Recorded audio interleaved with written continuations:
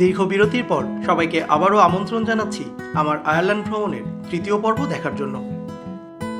Team building event করার জন্য office থেকে আমরা গিয়েছিলাম ডাবলিন শহর থেকে অনতি দূরে ব্রে নামক একটি ছোট্ট শহরে। ডাবলিন শহর থেকে বাস কিংবা ট্রেন যে কোনোটি ব্যবহার করে ব্রেতে যাওয়া যায়, তবে আমরা ব্রেতে যাওয়ার জন্য বেছে নিয়েছিলাম ট্রেন, কারণ ট্রেনে করে যাওয়ার সময় নর্থ আটলান্টিক মহাসাগরের এরকম চমৎকার কিছু দৃশ্য চোখে পড়ে।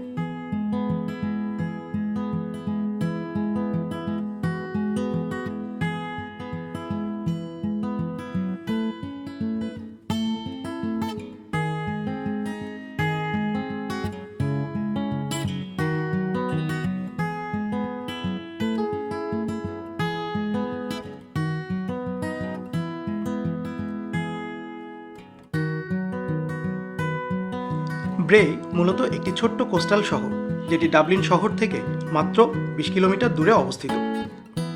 এই শহরের জনসংখ্যা মাত্র 32,000 হলেও জনসংখ্যার দিক দিয়ে এটি আয়ারল্যান্ডের 9ম বৃহত্তম শহর।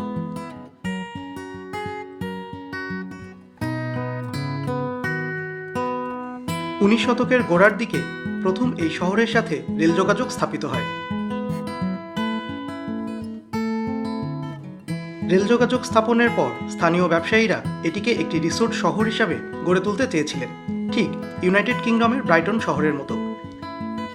1860 সালের পর থেকে এটি একটি জনপ্রিয় ট্যুরিস্ট ডেস্টিনেশন হিসাবে পরিচিতি লাভ করে।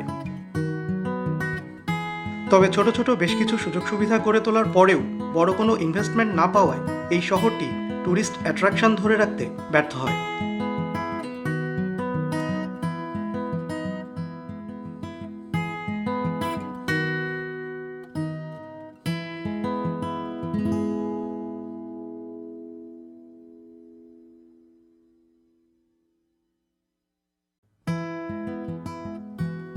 বর্তমানে শহরটি আবারও পর্যটকদের আকর্ষণ করার জন্য নানা সুযোগ সুবিধা গড়ে তুলছে। এই শহরে বছর জুড়েই আয়োজিত হয় নানা রকমের ফেস্টিভ্যাল।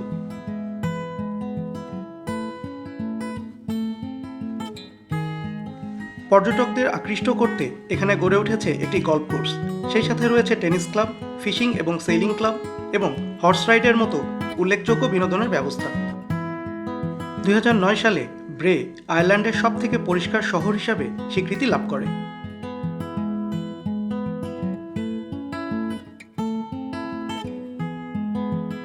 আমরা ব্রেতে এসেছি মূলত ব্রের বিখ্যাত ব্রে বোলিং সেন্টারে ইনডোর গেমসে অংশ নিতে। এই খেলাটি আমি নিজে আগে কখনো না খেললেও সারপ্রাইজিংলি প্রথম শটেই সর্বোচ্চ 10 পয়েন্ট পেয়ে যাই। অবশ্য শেষ পর্যন্ত আমি কোনো গেমই জিততে পারিনি।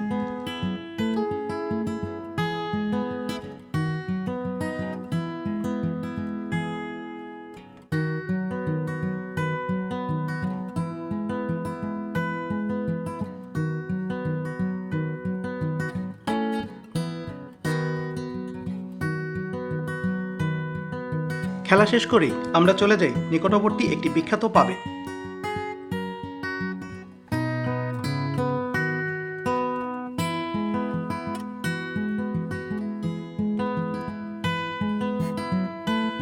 পরদিন সকালে কলিন আমাকে নিয়ে যায় আয়ারল্যান্ডের বিখ্যাত এবং অসাধারণ সুন্দর উইকলো মাউন্টেন দেখাতে।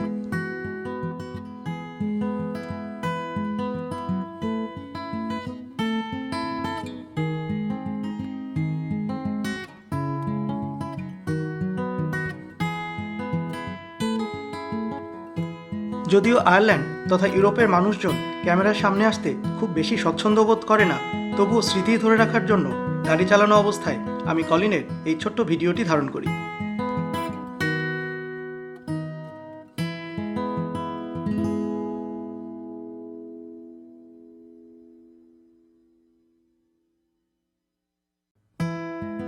রাস্তাগুলি এত সুন্দর ছিল যে প্রায় পুরোটা সময় আমি জানালা দিয়ে হাত বের করে ক্যামেরা চালু করে রেখেছিলাম।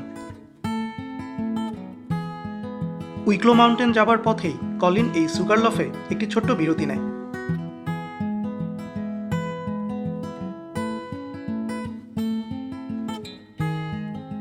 সুগারলফ ওয়েস্ট উইকলো রিজিয়নের 552 মিটার উঁচু একটি ছোট্ট পিক। আয়ারল্যান্ড যাবার কিছুদিন আগেই নেপালের অন্নপূর্ণা বেস ক্যাম্প ট্রেক করে আসার কারণে আমার ধারণা ছিল এরকম ছোটোখাটো পাহাড়ে আমি চাইলে এক দৌড়ে উঠে যেতে পারি। কিন্তু বাস্তবে দেখা গেল কলিন আমার থেকে অনেক দ্রুত উপরে উঠে যাচ্ছিল। কলিনের সাথে তাল মেলাতে আমাকে রীতিমতো সংগ্রাম করতে হচ্ছিল।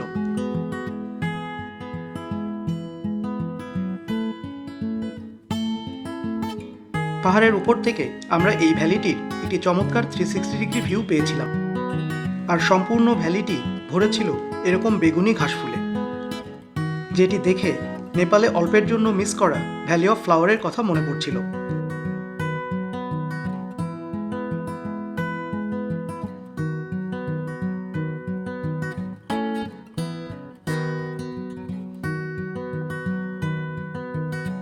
আয়ারল্যান্ডে গবাদি পশুপালন একটি অন্যতম প্রধান পেশা।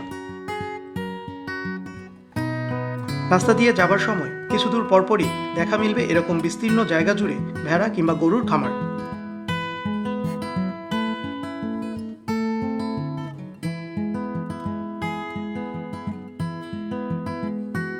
সুগারলফ থেকে আরও আধা ঘন্টা ড্রাইভ করার পরে আমরা এসে পৌঁছাই গ্লেন্ডালকে। গ্লেন্ডালক শব্দটির অর্থ হল ভ্যালি অফ টু লেকস।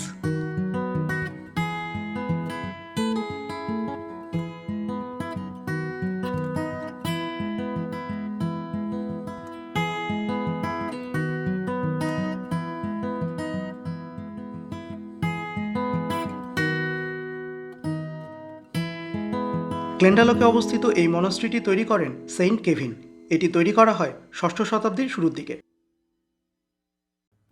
এটি আয়ারল্যান্ডে নির্মিত প্রথম দিককার চার্চগুলির মধ্যে অন্যতম।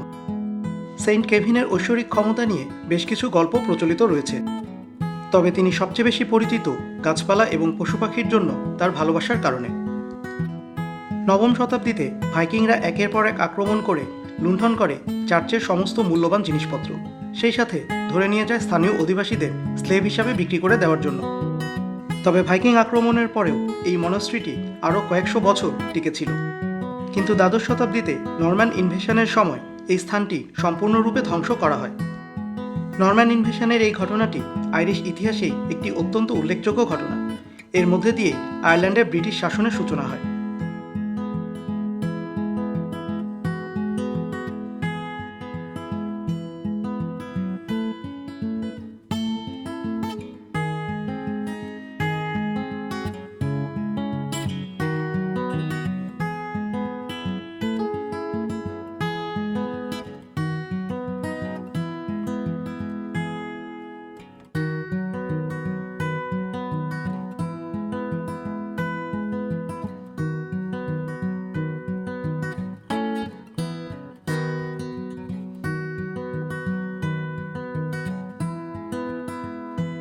মনাস্ট্রি দেখা শেষ করে আমরা উইকলো মাউন্টেনের দিকে হাইক করা শুরু করি।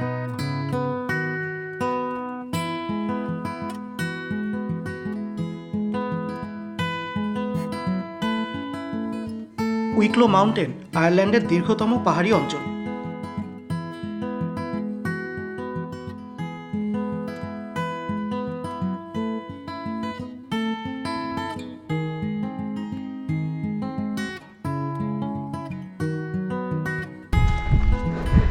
Oh, this track is so good. Yeah. That's why I wasn't worried about the runners. Yeah. No, it's so good. They were over there, Mm-hmm. the runners wouldn't work. Yeah. So we're here. So it's still Glendalough or something, not Wicklow. Glendalough. Okay, Glendalough. Yeah. It's because we have a lake here. Yeah. Yeah. I think so. I haven't looked at the origin. Mhm. I have an Irish name translated into English. Yeah, yeah. But this view is awesome.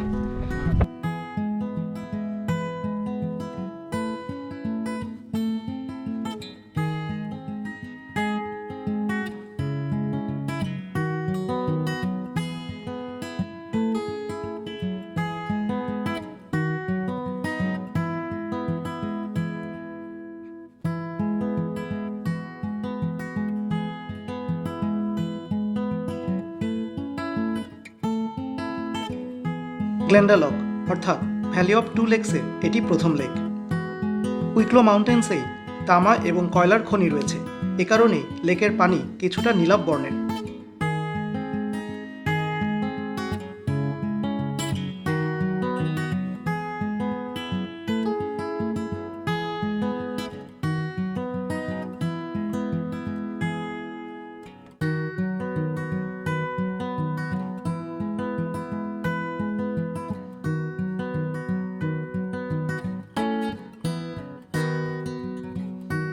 Colin তার ব্যাকপ্যাকে করে লাঞ্চের জন্য এই homemade sandwich এবং coffee নিয়ে এসেছিল। Lunch শেষ করে আমরা বেশ কিছুক্ষণ উইকলো মাউন্টেনের সৌন্দর্য উপভোগ করি।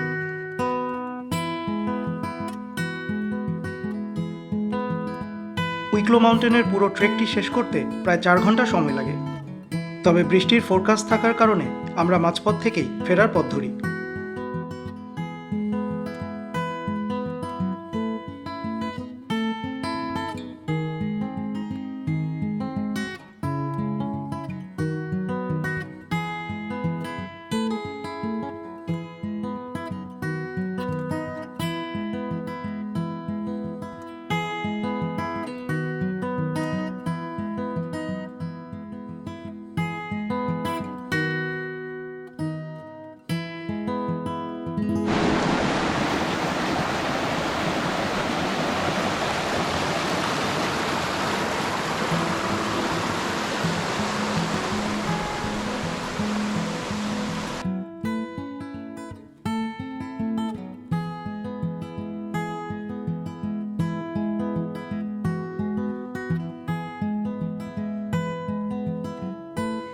এটি গ্লেন্ডালকের দ্বিতীয় লেক।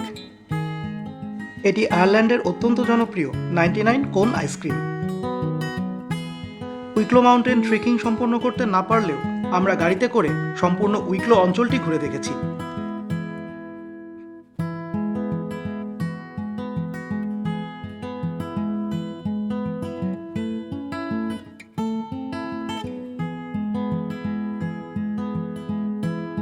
পাহাড়ি অপরিসর রাস্তায় দুটি গাড়ি প্রায় মুখোমুখি হয়ে যাবার পরও কেউ হর্ন না বাজিয়ে কলিন নিজে থেকেই পেছনে সরে এসে অপর গাড়িটিকে সাইড দিয়ে দিল। আয়ারল্যান্ডের প্রাকৃতিক সৌন্দর্যের পাশাপাশি মানুষের মধ্যে এই আন্তরিকতা এবং সৌজন্যবোধের উল্লেখ না করলেই নয়।